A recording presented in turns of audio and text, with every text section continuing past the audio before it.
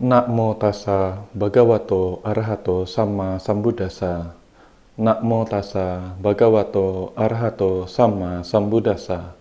Namo tassa bhagavato arahato samma sambuddhassa. Selamat malam, terima samdam dhamma, sotiotu namo buddhaya.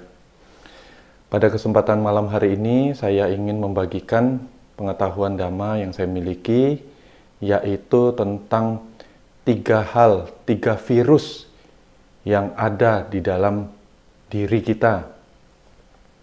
Virus yang saya maksud pada hari ini yang ingin saya sampaikan bukanlah virus yang terjadi seperti wabah saat ini yang kita ketahui, ya. Jadi bukan tentang virus corona ataupun virus influenza ataupun virus lainnya, namun virus ini adalah virus yang ada sejak kita lahir sebagai seorang manusia, dan tugas kita selama hidup adalah untuk mengikis, untuk menghilangkan, untuk menciptakan vaksin, menciptakan antibodi bagi diri kita supaya tiga virus ini tidak berada di dalam diri kita. Apa tiga virus ini? Yaitu yang disebut dengan aku salah mula. Aku salah mula berasal dari bahasa Pali. Aku salah artinya tidak baik dan mula adalah akar, yaitu tiga akar perbuatan yang tidak baik, atau tiga akar kejahatan. Tiga virus ini membuat kita sehingga kita tidak bisa mencapai yang namanya nibbana, yaitu tujuan akhir kita sebagai umat Buddha. Ya, apa saja tiga virus yang ada dalam diri kita itu? Yang pertama adalah lobha, atau yang disebut dengan keserakahan. Lobha atau keserakahan adalah suatu hal yang muncul karena timbul dari sesuatu yang namanya kecanduan. Ya, jadi kita ingin sesuatu secara berlebihan, secara kecanduan, ya. Salah satunya misalnya makanan yang kita sukai. Baru-baru ini mungkin Bapak Ibu, saudara-saudari ada mendengarkan berita tentang seseorang yang selama masih kuliah hobi suka makan mie instan, dan rupanya setelah sekian lama makan mie instan, periksa ke dokter, ya, lambungnya bermasalah, ususnya bermasalah, dan sampai sering muntah darah. Segala sesuatu yang namanya berlebihan tentu tidak baik, ya. Apalagi yang bisa termasuk dalam lobha ini, yaitu mengejar harta terlalu banyak, ya. Ada yang mengatakan bahwa tidak mungkin di dalam kehidupan sekarang ini hidup tanpa uang. Namun, kalau kita menjadikan uang sebagai tujuan akhir kita, itu merupakan hal yang salah pula. Ya, uang harus kita manfaatkan sebagai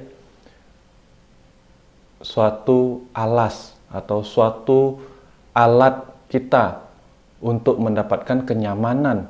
Namun, jangan dijadikan sebagai tujuan akhir. Ya, sebagai alas maksudnya seperti apa?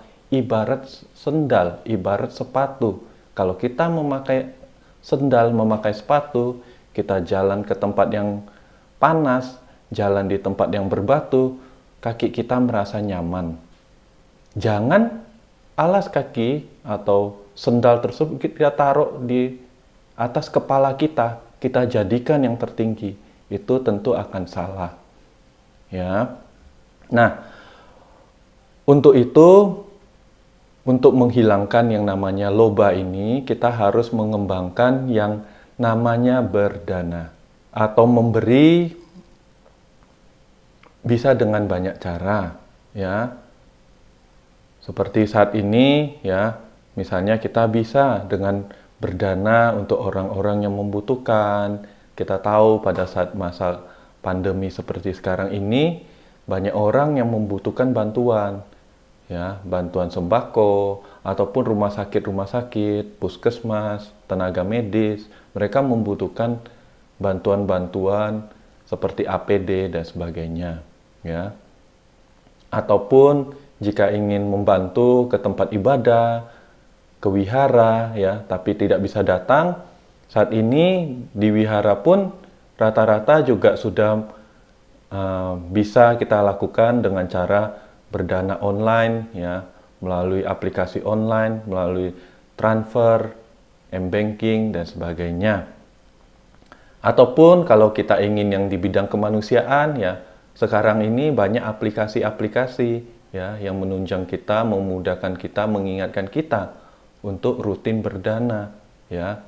Bahkan mulai dari berdana 1.000 pun juga bisa kita membantu orang sakit, ya. Ataupun kalau kita misalnya uang karena kita sendiri terdampak oleh corona ini, ya, secara ekonomi, ya, bantu dengan hal-hal yang lebih kecil, karena sekecil apapun dana yang kita berikan itu tentunya akan bermanfaat bagi makhluk apapun, ya. Contohnya apa? Kita menyisihkan makanan kita, misalnya sebelum makan kita sisihkan sebutir nasi, kita danakan kepada semut, kita danakan kepada makhluk yang membutuhkan. Semoga dengan harapan mereka juga ikut terbantu. Kebajikan sekecil apapun akan sangat bermanfaat. Ya, jangan dianggap itu hanya sebutir nasi, tapi kita lihat manfaatnya dalam mengikis yang namanya loba di dalam diri kita. Ya. Virus yang kedua yang ada di dalam diri kita adalah dosa. Ya, dosa dalam bahasa Pali bisa kita terjemahkan dalam bahasa Indonesia sebagai kebencian, keirian.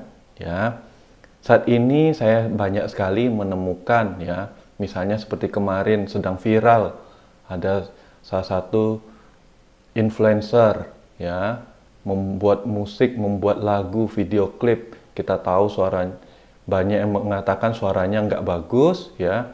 Terus saya baca di komennya, ya, semua isinya adalah membuli, semua isinya ada menjelek-jelekkan orang tersebut. Saya perhatikan ini sudah menjadi kebiasaan, ya, bagi kita di masa modern ini untuk sedikit-sedikit mengkritik orang, sedikit-sedikit menjelekkan orang. Tentu ini bukanlah hal yang baik. Ya, yang harus kita kembangkan adalah kita boleh saja memberikan kritik yang membangun, namun tidak dengan menjelek-jelekkan. Kita kasih solusi, kita kasih jalan keluar, ya. Dan juga bila perlu, tidak perlu terlalu banyak ikut campur terhadap orang lain. Kita melihat hal-hal semacam itu, kita nggak suka, ya sudah. Kita tidak perlu sampai harus menjelek-jelekkan, sampai harus membuli.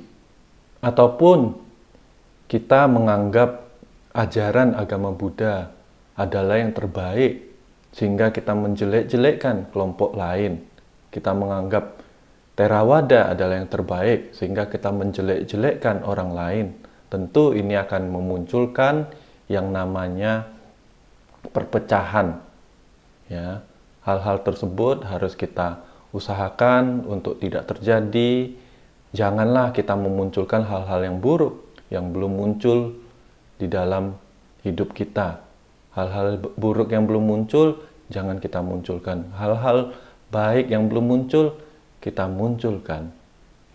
Lawan dari dosa adalah metta, ya. Kita mengembangkan metta, kita melatih metta.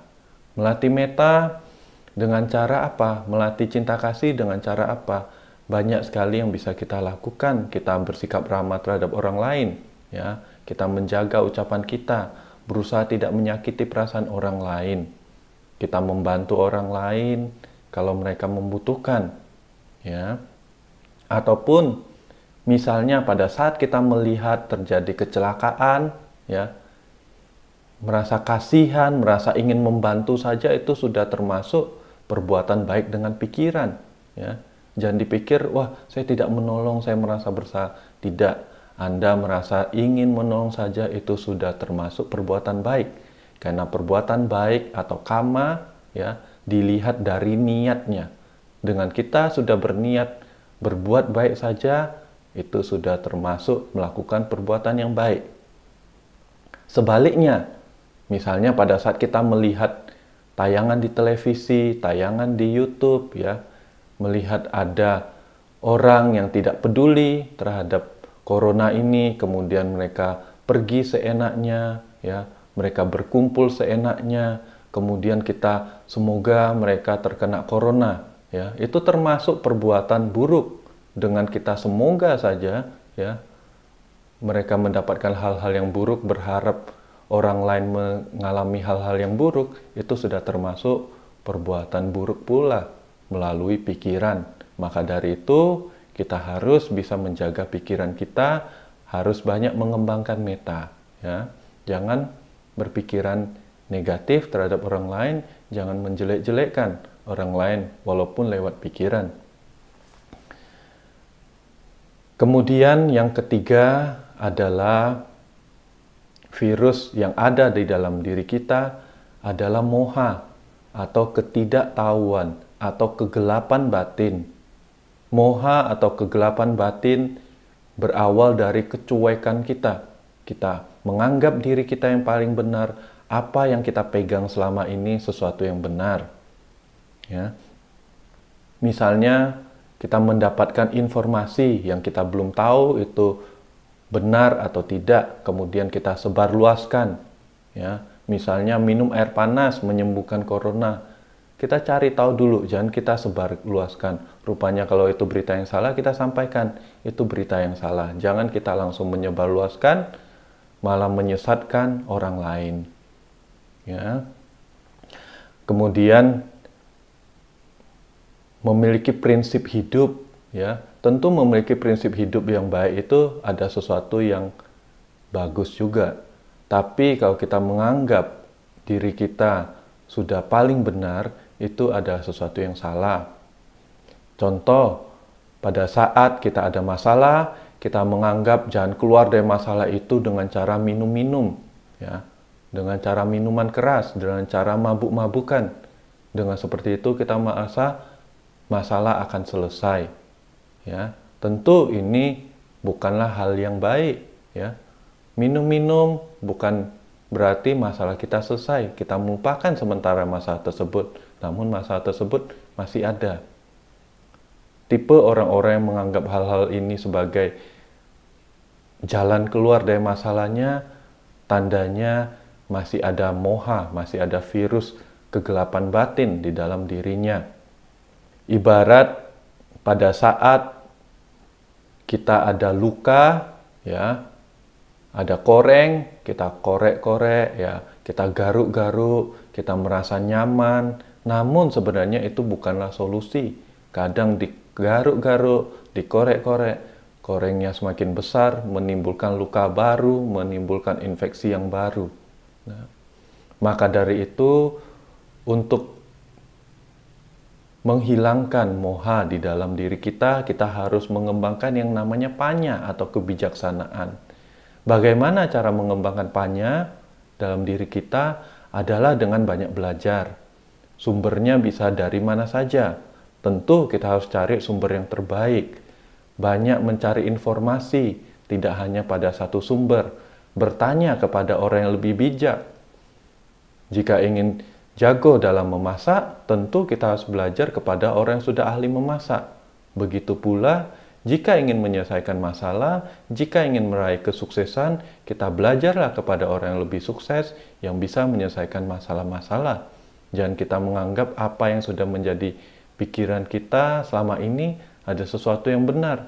Sehingga kadang kalau kita jalankan, malah akan menuntun kita kepada kemunduran.